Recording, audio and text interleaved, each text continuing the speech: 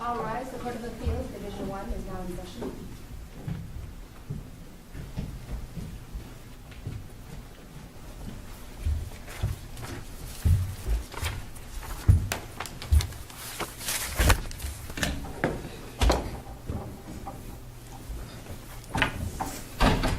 Thanks. You may be seated.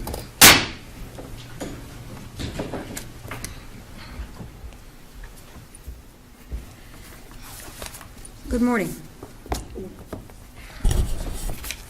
We are here on our case number 1 CACV150226, SSSR versus Cabrera et al. As you know, all of you have been here before, each side's allotted 20 minutes for your argument. The appellant may reserve any amount of time you'd like to use in rebuttal. If you do decide to use some, you need to keep track of how much you're going to reserve, because the clock on the podium reflects the total amount of time you have remaining, including what you may have decided to reserve. We record these proceedings, so when you approach the podium, we appreciate it if you would recite your name and the name of your client into the microphone. We've studied the record and the briefs, and we've also discussed the case in our conference this morning. I have one question about the appellants. Do you intend to divide your argument, or will you be only one lawyer speaking? We do, Your Honor. We intend to divide our time. Will you be speaking about different matters? Yes. It'd be helpful when you approach to describe what matters you're going to be speaking to, so that we can not be asking you questions that are more properly directed to the other person. Thanks. All right. With that, you may proceed.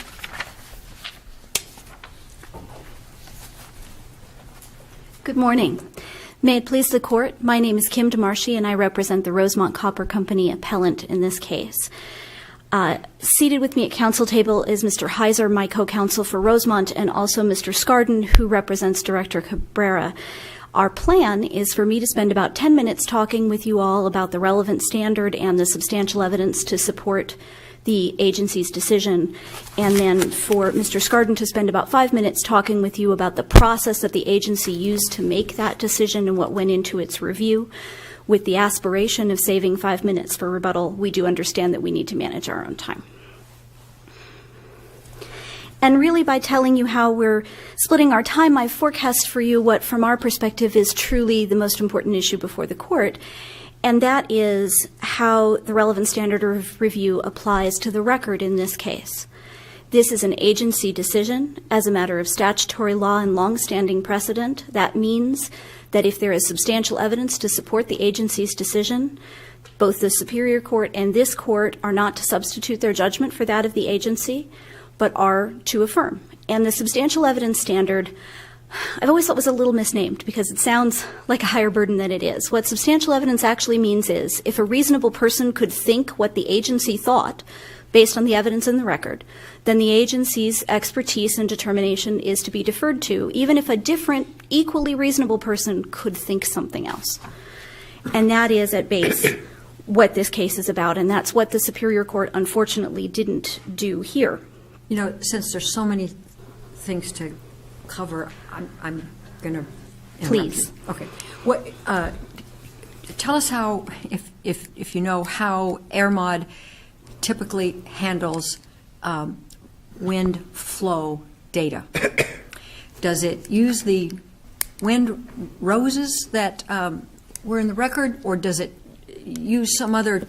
typically use some other way of figuring out how the air as a group is going to move?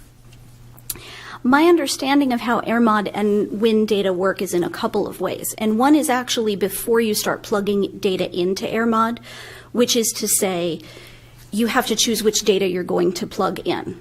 And there are monitors located throughout the state of Arizona that are state-operated monitors. They're placed there in order by the department in order to keep the state in compliance with the NACs, and they continuously monitor air data. And so when someone is coming forward and applying for a permit, they need to look at the background level of the air and then figure out what, if anything, they're going to add to or subtract from that air. wind data is part of what tells them which monitors to pick, because the overwhelming factor in the analysis is what's going to be most representative of what's actually going to happen in reality once this source comes online. And so while it might be tempting to look for the closest monitor, sometimes the closest monitor is not the most representative because there are different things around it, or because, honestly, the wind doesn't blow that direction. And for Rosemont in particular, this is a site that's about 35 miles away from Tucson, but there are mountains in between, and some elevation changes and some kind of complicated terrain. And so there are some stations in Green Valley, there are some stations in Tucson, and there are some stations in other parts of the state.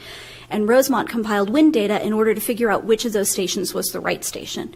And what the WindRose data said was that the wind only blows from I-10 to Rosemont about 5% of the time. So that suggests you don't use urban monitors, you use rural monitors. I-19? My notes say I-10, but that didn't make any sense to me either. We were looking at the map this morning. But does wind flow, is that one of the inputs that AirMod uses, or do you only use? And my understanding is then it goes tell in you where the later. emissions are going to go. And so it's both pieces. It's what backgrounds do we pick, and then it goes in again as a factor to figure out how much of which direction things are coming from. Which monitor to use? Right. Yeah. Okay. And that's a classical example of the kinds of determinations, numerous determinations, that the agency had to make in this case in order to determine whether the modeling data that Rosemont submitted was giving it good, accurate information about what was likely to occur. And the agency actually did that 3 times.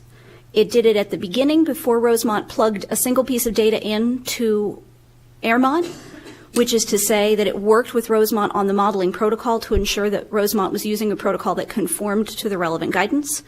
Then it looked at what Rosemont submitted and used its judgment to determine that these were representative pieces of information and that the results were therefore a good prediction of what was likely to occur. And then after the hearing, even after SSSR had submitted additional evidence using different monitors that we would contend are not representative, it agreed with us and said, no, those aren't the representative monitors. The ones that were used were the representative monitors. We're going to rely on the modeling based on that. And that's the agency determination that's entitled to deference. In terms of the standard. inputs that Rosemont suggested use, one of the hotly contested ones was the in-stack ratio. Yes. Why did the Forest Service, as we understand from the briefing, require Rosemont to use double the ratio that Rosemont used in the model it submitted to DEQ? The Forest Service didn't actually require just that. If you look at the Forest Service report, there's actually a table in it, and it's on page, let me find this number for you. It's on the page that's Bates labeled SSSR 2998, which is page 52 of the report. And it's a chart that has multiple different inputs, one of which is the 5% input that Rosemont used and that the agency found was representative and that the ALJ found was representative. Another one was a 10% input.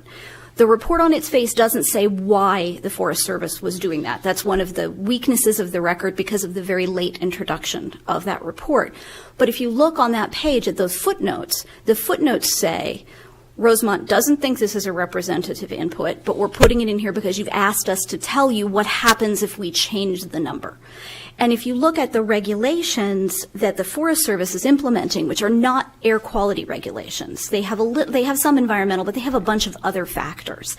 And you look at the report as a whole, the Forest Service asks for change this and see what happens, change that and see what happens. It's kind of a responsiveness analysis, not necessarily a prediction analysis. In contrast, the agency's standard is what do we think is likely to happen if you actually bring this project online? Because the agency's concerned with reality. Can we issue a permit that's going to keep you out of trouble so that we don't have to come back and get you out of trouble later?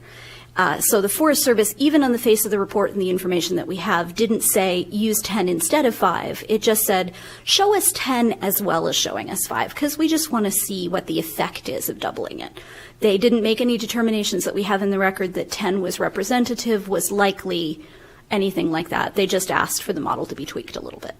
In terms of the agency's authority to, as you say, to tell you what to do later, tell Rosemont what to do if it turns out that air quality standards are exceeded, what is the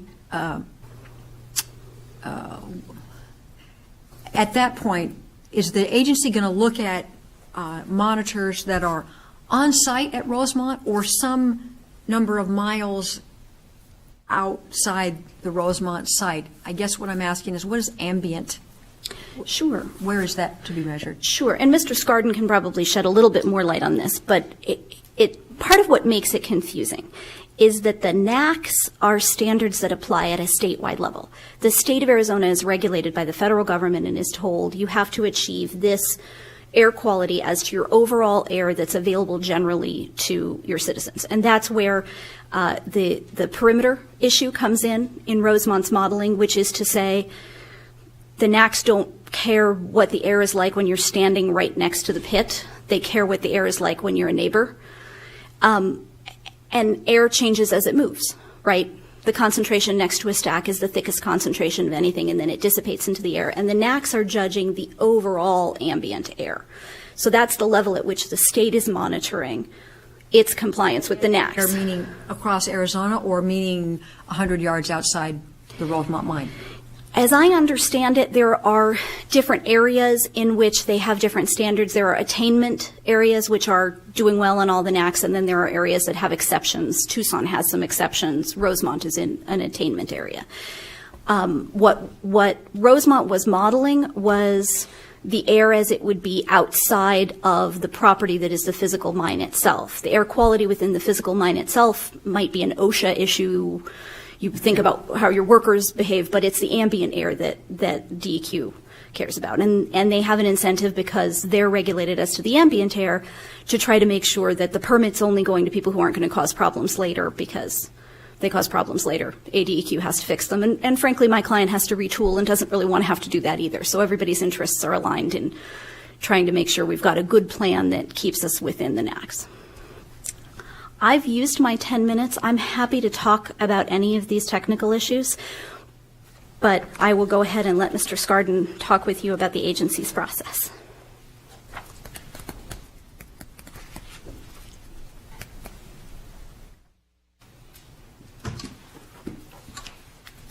May it please the Court, I'm James Scarden, Office of the Attorney General for ADEQ and Director Cabrera. Judge Johnson, you had a question about National Ambient Air Quality Standards. Ambient air is generally the air outside the boundaries of the facility. Anywhere outside? Anywhere outside. Okay. It is not the responsibility of a facility to comply with National Ambient Air Quality Standards under the Clean Air Act. Generally, it is the responsibility of the state to ensure that the standard is met at the network, which is previously approved by EPA and proposed by the state as far as its implementation plan is concerned. So that's how you determine compliance with NAAQS. So you're going to look at monitor stations existing in southern Arizona after the mine starts operating to determine whether the monitoring stations that determine compliance with national ambient air have been preset. They're right throughout the state, throughout the area. Okay. I don't know exactly which ones there are, but it's part of a plan of the state. It's the responsibility of the state, and the network has been approved already and is in place. What's the current status of the reg? You think it's R182334? Yes, that was approved yet by EPA? That was approved in December by EPA. As part of a modification to the SIP? Yes, that's approved as an addition to the state implementation plan. So if Rosemont had submitted a permit application in January of 2016, would the agency have the authority to deny the permit if Rosemont was unable to show that it would not result in exceedances?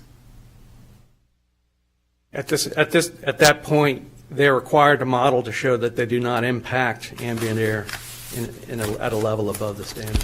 Impact meaning cause exceedances. Well, again, an exceedance is determined by the results of the entire network. Right. But they can show that if the modeling shows that they could have emissions outside the boundary of the facility above that standard, that could be an impact on NAAQS, and that's what the modeling is intended to show. Since the reg was not in effect at the relevant time, your opening brief at page 13 to 14 describes the power of the agency's view of its power, meaning it must grant the permit if the applicant promises to install emission controls that are, quote, are designed to meet applicable standards, end quote, and DEQ's, quote, experience or calculations show that the proposed facility can meet those standards. What's the legal site that establishes that level of power in your view that the agency had over the Rosemont Permit Act? Well, the rules that are in place, we described them in that area of our brief. Rule 304, 182304 AAC, describes what the application has to include, and we spent hundreds of hours determining whether that information was provided. Rule 306, 182306, is what has to be in the permit, and that includes extensive emissions controls and emissions limitations. If you look at the permit, which we have as ADEQ 9, you can see quite a number of emissions limitations in there.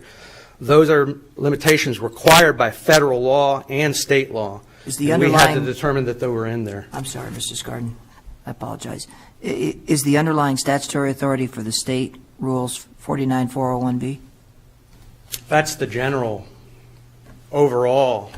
So 49401B and the regs that have been enacted, or what you cite in support of this authority to review these emission controls and see if they meet applicable standards, that's your basis for authority? Yes, the application for the permit has to include the information under 304, and the permit itself has to include the emissions limitations and controls. And if it doesn't, can you deny the permit? Yes, that's a basis for denial of the permit. I note that appellees did not contest whether those rules were complied with at all. Their whole argument is based on the modeling, which wasn't required at the time. What did you just say would be a basis for denial of the permit? Failure to provide the information required by Rule 304, 182304, failure to have a facility or to propose controls and emissions limitations as required by 182306. But those were complied with. I note also they wanted a synthetic minor source, which has less of a application requirements. We measured their emissions, and they met that as well. But that's emissions as opposed to modeling what the ambient air is. I'm into our rebuttal time. Basically, the point I wanted to make is that there's an implication that the agency took this application lightly, but we put it in our brief. We spent hundreds of hours reviewing it with qualified and experienced personnel. Mr. Wajanathan, who is the chief permit reviewer, has reviewed every permit in the state for the last 10 years. Dr. Mao, I wish he could testify in response to your air mod question. He's run that application more times than he can remember, and he made detailed comments on Rosemont's initial modeling protocol and made them change it in a number of ways until he was satisfied. You know, substantial evidence is the rule here as to whether the agency's application or the agency's decision can be upheld. It's based on an assumption of expertise and an assumption of good faith effort on behalf of the public, and we submit the record amply shows that. Thank you. Can I ask you one more question, Mr. Certainly. Scardon? I understand the argument that ADEQ does not have the authority to deny a permit based on the modeling. Did not at the time. At the time. The modeling was done anyway. But it did have the authority to deny a permit that didn't show by experience or calculations the proposed facility would meet the standards? What is, are you referring to 427 there? Well, I'm going off your brief. I've got That's what I page that's what I 13 through quoted 14, the language that was quoted from your brief. Which line there? Bottom of 13 goes on to top of 14.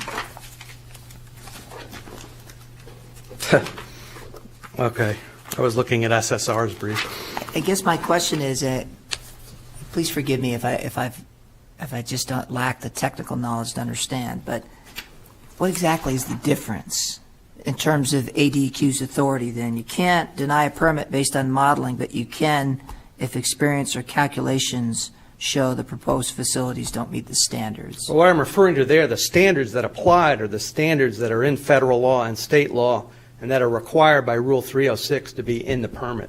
Those include emission controls and limitations. That's what they evaluated.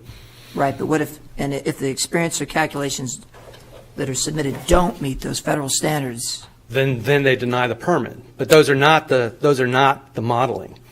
No, Those were the additional matters that are in the permit. We're just not understanding the distinction between proposing a model or offering a model that forecasts what will be the results of the pit and the facility on air quality on the one hand, and what your brief says, which is calculations that show that the proposed facility can meet certain standards. There's a difference between emissions from the facility and what the effect on the NAAQS is, or whether whether that results in a concentration in the ambient air above the standard. We calculated the emissions of the facility that make sure it's a minor source. And there are also particular emissions controls on the equipment and also limitations on emissions from the facility that are in the permit.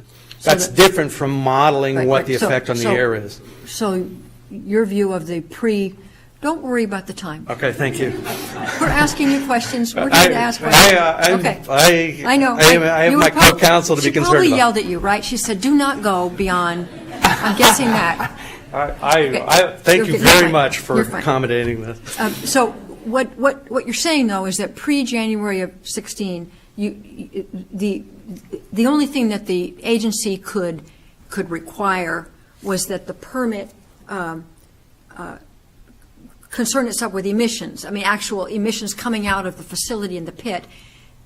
We could not require modeling to determine whether there is any impact on ambient air quality standards. That's different from emissions, different from controls, which has already been in the law for years. And are there rules and regulations that would limit the amount of emissions a new facility could? Yes, absolutely. Okay, so that's what. And if you look at the permit, there's pages of them in there. And some of those are the federal standards you mentioned. And those are from federal standards. New source review standards is one of them, but also state standards on emissions limitations that are in the rules of the agency. In Title 18, Chapter 2, has many of those. And if you look at the permit, it's 87 pages. There's quite a few pages of limitations and controls in there. Those had to be in there. Okay. And that's what we were determining were in there. Okay.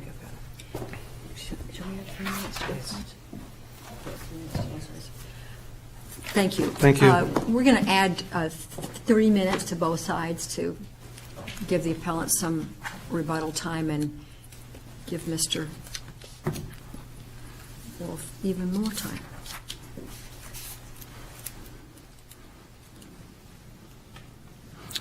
May it please the court. My name is Van Wolf. We're still adding time. You don't want to start taking away from I'm us. sorry. Okay. Now we're good. Thank you. May it please the court. My name is Van Wolf. I represent the appellant, Save the Scenic Santa Ritas, which will be known in this discussion rather than by the long name as SSSR. And I hope I don't mess that up as I'm speaking. The first thing, Your Honors, I'd like to answer some of the questions that you asked appellants. I'm sorry, I represent appellate. First question was, how does AirMod handle the wind flow data? It doesn't directly handle the wind flow data within the AirMod. It goes into the selection of the background inputs if on-site background is not specifically chosen. The background sites or the background monitors used by Rosemont and approved by ADQ were Chiricahua National Monument and Alamo Lake. Alamo Lake is about 100 miles away from the site, and Chiricahua is about 200 miles away from the site. What this means is there is no impact on those sites from the Tucson airshed plume.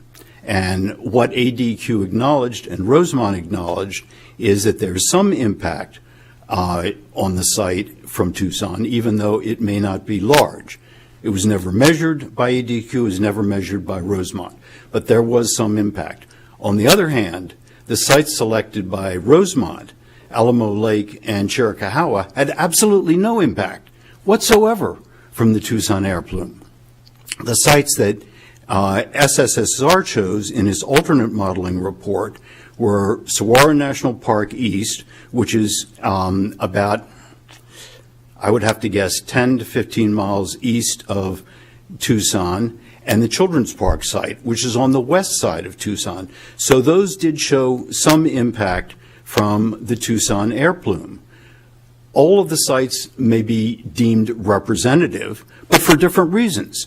The concept of representative can depend upon the impact from an urban area. It can depend upon the terrain, whether it's complex terrain, being hilly, with gullies, or whether it's simple terrain, simply flat, or distance from the source for which the permit is being applied. So that's how the airflow data is used in determining what impacts would go in. Our position is that because there was some impact, some influence on the Rosemont site from the Tucson airshed, then it's relevant to have selected the Children's Park or Saguaro National Park East as inputs to AirMod. It's not conservative, and I'll get to this point. It wasn't conservative to choose the sites that were 100 or 200 miles away that had absolutely no impact whatsoever. You said the agency admitted that the Tucson airshed has, or emissions, the emission plume has some effect. Where and how did the agency admit that? That was in testimony in the administrative hearing, and I believe I cited it in my brief. I can't tell you the exact page, but they did. Who was it, Dr. Mao, or was? I believe it was Dr. Mao, and I believe Dr. Congara from Rosemont also acknowledged that. Okay. But there was acknowledgement. Now, this leads into the other point that I wanted to get at, and what I'll talk about, and that's the idea of conservative. This I think, goes to one of the questions you asked about the inputs that go into AirMod. AirMod, the EPA regulations state specifically that the inputs, if you don't use site-specific inputs, then you use representative inputs. But beyond representative, they need to be the conservative inputs. And the conservative inputs are the inputs that will have the highest emission concentrations. The reason for that is wrapped up in the legislative purpose of this whole statute. The Arizona legislature adopted the air pollution control statutes with a specific intent of controlling individual sources. And if I could take a moment to cite, this is section 49401. The finding in 49401 is that air pollution threatens the public health. The intent of the statute and the intent of the program, and this is set forth in the statute, is to control present and future sources, individual sources of air pollution in order to protect the public health. In 401B, the policy was stated, no further degradation of the air quality by any individual source shall be tolerated. This, again, is the focus that the legislature had. Control the emissions concentrations from the individual sources. The purpose is to prevent a threat to public health. What then evolved is 49-427A, which was the implementing statute that ADQ was authorized to issue permits. And the implementing statute requires ADQ to deny a permit for a new source unless the applicant demonstrates that the source was expected to operate without exceeding or did not have the potential to operate, or did not have the potential to exceed air quality standards adopted by the director. Several different points to that statute. It's a deny unless, not a grant if, which means the focus is deny the permit to protect the public health unless. Second point, the expected to operate. This reflects an assumption that the new source will operate without exceeding the health-based standards. And the reverse is, if there's a potential to exceed the health-based standards, then obviously the source is not expected to operate in compliance. Potential to exceed and expected to operate are two sides of the same coin. Either could happen, but neither is certain. And modeling is what shows what is to be done. And that's where the air mod process comes in. But to go on, the legislature used expected to operate to show that the applicant had the burden to overcome the deny unless. The third point in that statute, 427A, ADQ's implementing authority, refers to standards adopted by director. The NACs were adopted by the director. That's very clear. The statute does not allow ADQ to exclude certain kinds of permits from showing that a source will not exceed the NACs, and interestingly enough, both Rosemont and ADQ recognized that they had to measure and had to decide whether the permit should be granted based upon NACs compliance. The second question you asked referred to the, I'm sorry. No. Go ahead. The second question you asked, Judge Johnson, was about the Rosemont's inputs regarding the Forest Service report, the December 2012 Forest Service report. The Forest Service report was the environmental impact statement report. That is where the Forest Service has an obligation to evaluate the environmental impacts of the proposed activity across a whole range of areas: water quality impacts, cultural impacts, air quality impacts. The reason the Forest Service requested that Rosemont be more strict and more conservative in its evaluation, and the chart showing the result of the December 2012 submittal is in the appendix to our brief. The reason is the Forest Service had to take a conservative view. What were all the impacts? It could not slough off and say, well, a certain impact is not particularly important. It had to evaluate, and it was required to evaluate, what is the conservative approach, what would be all of the potential impacts. That's what the Forest Service did. That's why the Forest Service required Rosemont to be more strict and more conservative in the inputs. Its report is almost a mirror image of the July 2012 modeling report that Rosemont submitted to ADQ. Except for the in-stack ratio. Except for the differences. And it does show exceedances. I'm sorry? And at the using the 10% ratio, the result is that there are exceedances? Yes, using the 10% NO2 NOx ratio, there was an exceedance. Okay. And there was also an exceedance of, I believe, the PM10 ratio. And that again, the Forest Service asked Rosemont to provide a more conservative or a conservative evaluation. Rosemont said these were not representative, but there was no explanation why they were not representative. Okay. But it was in fact almost precisely the same report that ADQ had submitted, or that Rosemont had submitted to ADQ. I've got a question for you, going back to the Tucson emissions plume issue. Yes. What, I understand that one of the facts, one of the data points that the agency relied on in more or less dismissing any effect of Tucson on ambient conditions at the Rosemont site was the ozone monitor in Green Valley, which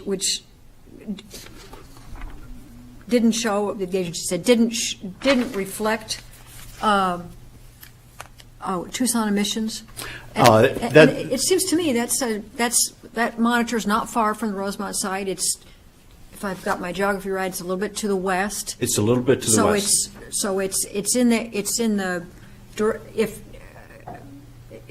It should reflect emissions from Tucson if the plume was heading that way. But it was farther west. That's the distinction. We felt that the Children's Park site, which is basically between Tucson and Rosemont, was a more applicable monitor to deal with the particular input into the air mod. That's the reason we chose that one. But don't you have the mountains between? It seems like the effect of the Santa Ritas would tend to shield the Rosemont site more than the Santa Ritas would shield the Green Valley site from the Tucson emissions plume.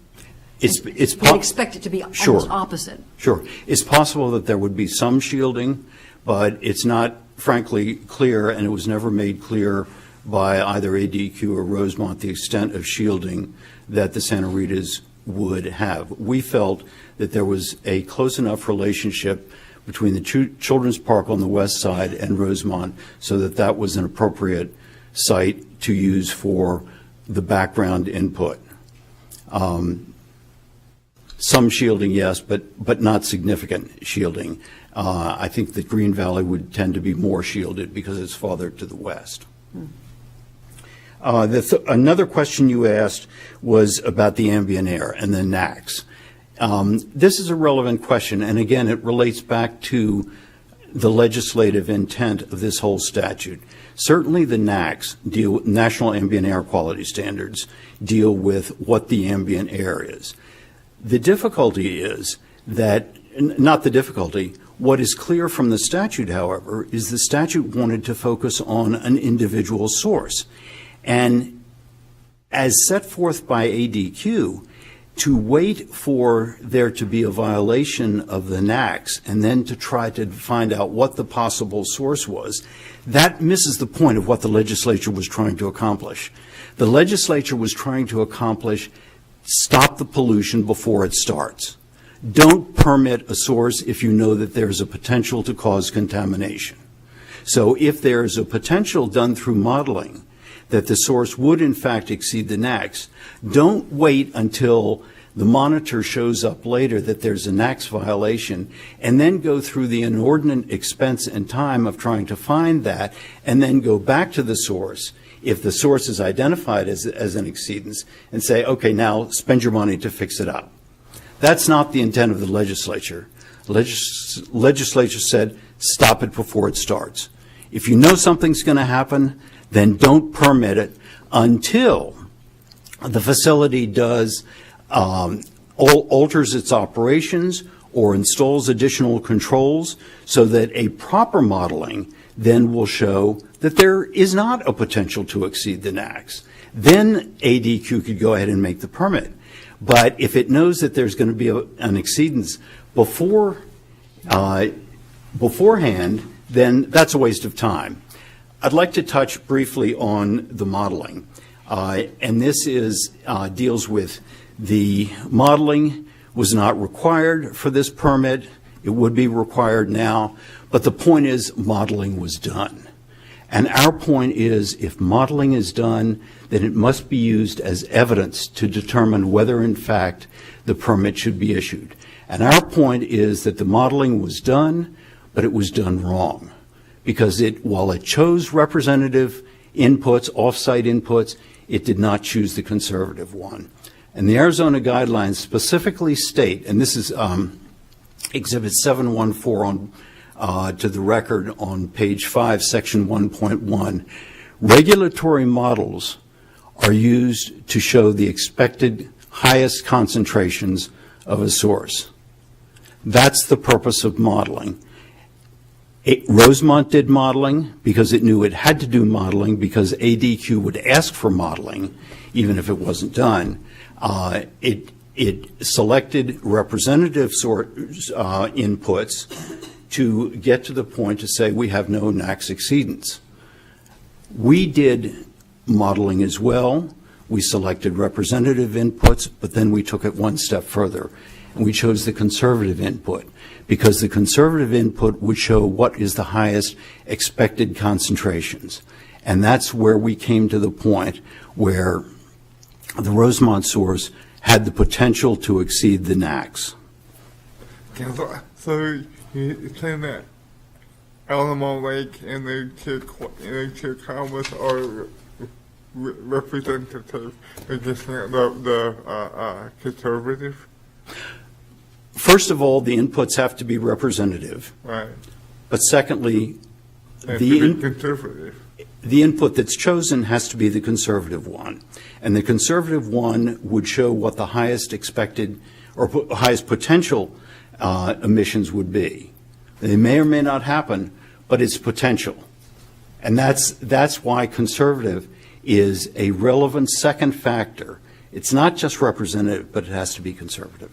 But it has to be representative in the first place. Yeah. It has to be representative in the first place, absolutely. And don't you take into account, doesn't the reg require you take into account not only the nature of the elevation and whether it's hilly, but its relationship, its proximity to other sources?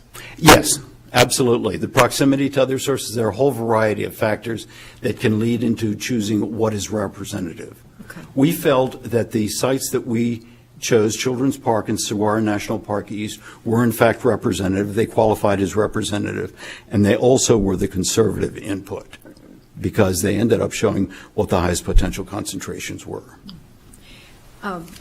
Just want to ask you, your brief argued.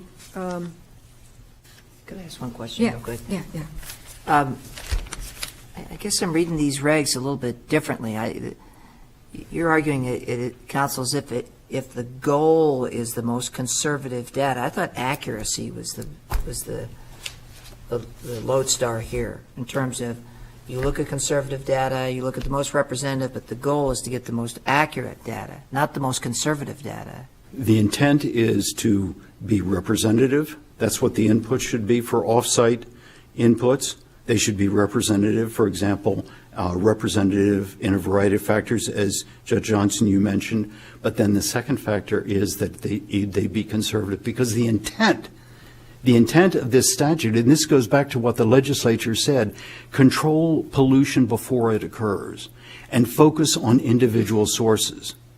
And so if an individual source is monitored, for a new source, you can't tell exactly what it, I'm sorry. That's okay. I mean, I understand what you're saying. You're, of course, right in that, but I guess it's a question of what is the goal or what is the standard? Is it to impose the most conservative standards or the most accurate standards? They're not really different. Well, I don't know about that. I understand. The conservative standard, and again, when a new source, we don't know what it's going to be, so we try to, that's what AirMod was set up to do. And AirMod is a speculation. It's a projection on what will happen. And it's based upon, if you choose representative, you have to have different representative options for your inputs. And then once you have the different representative options, what's the conservative one?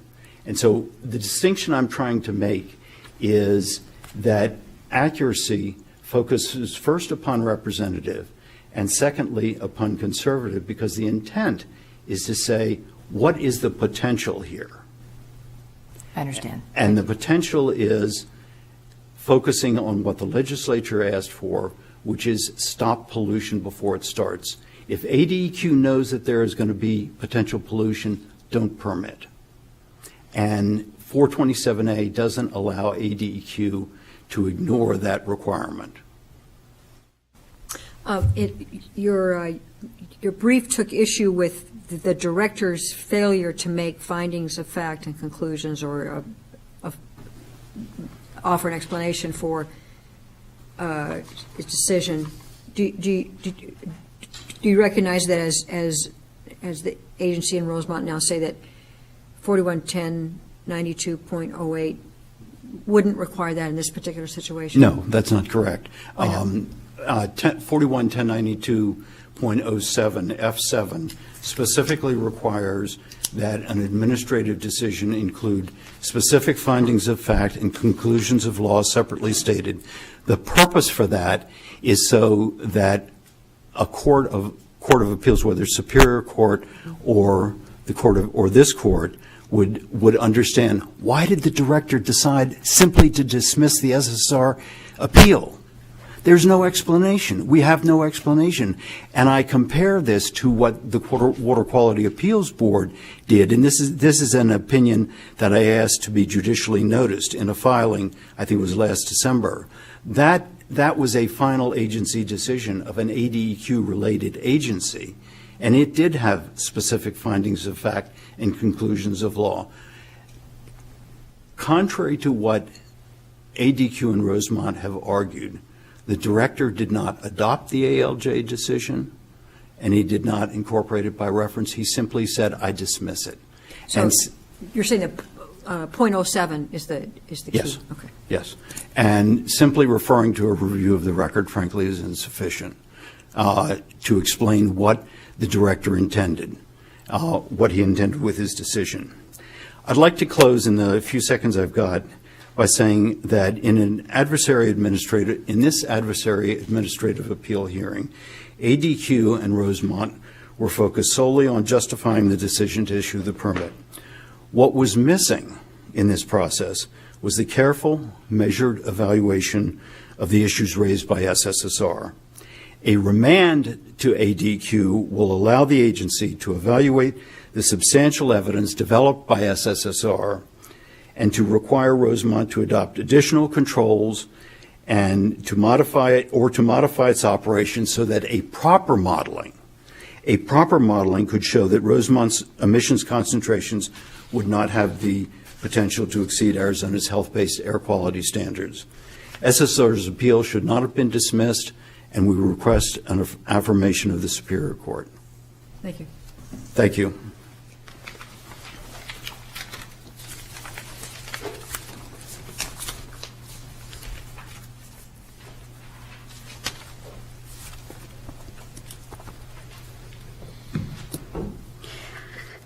I have a couple of quick, I think, clarifications, and then I aspire to talk more about wind.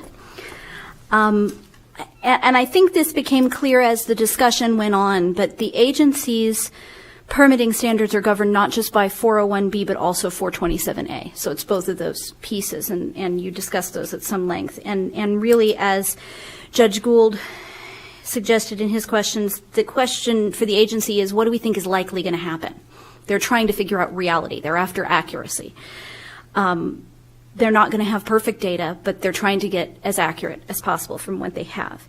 And it's important to recognize here that as interesting as the questions are under ARS 41-1030, which is the Regulatory Bill of Rights provision that says you have to say what the permitting standards are and you can't go outside those, the agency here didn't grant Rosemont a permit because it thought it was likely to exceed the NAAQS, but it wasn't, its hands were tied. It actually made a determination that Rosemont found not a likelihood to exceed. And that was the basis of its decision. And the clearest place to find that in the record is in Conclusions of Law, paragraphs 11 and 13 through 15 in the administrative decision. And so that takes us to whether or not there was substantial evidence. And it all gets back to reasonable people disagreeing. I don't see in the Forest Service report anywhere where the Forest Service made a finding that a 10% stack ratio was more representative. It just asked for the modeling both ways. That's what it looks like to me. But even if the Forest Service had found it was representative, so long as ADEQ finding 5% was representative as a position a reasonable person could take, then the substantial evidence standard says we defer to the agency's expertise, and it's affirmed. Similarly, with regard to wind, Appendix W, the EPA modeling standards, does suggest, and people who know more about AirMod than I do who are sitting with me suggest that this is also the case, in paragraph 8.3a, that wind factors not just into selection but into dispersion. Right. Right? How far do things get?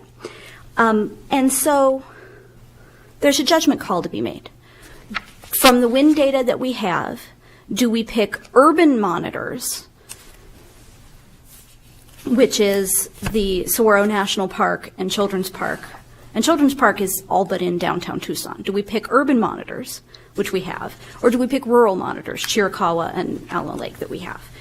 And the determination that the agency made was it's better to pick the rural monitors because they're a closer approximation of reality. Given a windrows that says even the freeway that passes by only blows this direction about 5% of the time, and given a high split model, high split's what SSSR showed. High split just says it's possible for a piece of air to get from point A to point B. It doesn't say how often pieces of air get from point A to point B, and it's the frequency that what matters. And so the agency's judgment here should be affirmed under the substantial evidence standard. Thank you very much. Thanks to all the lawyers for your careful briefing and argument. We'll take the matter under advisement and issue a decision in due course. We now stand adjourned.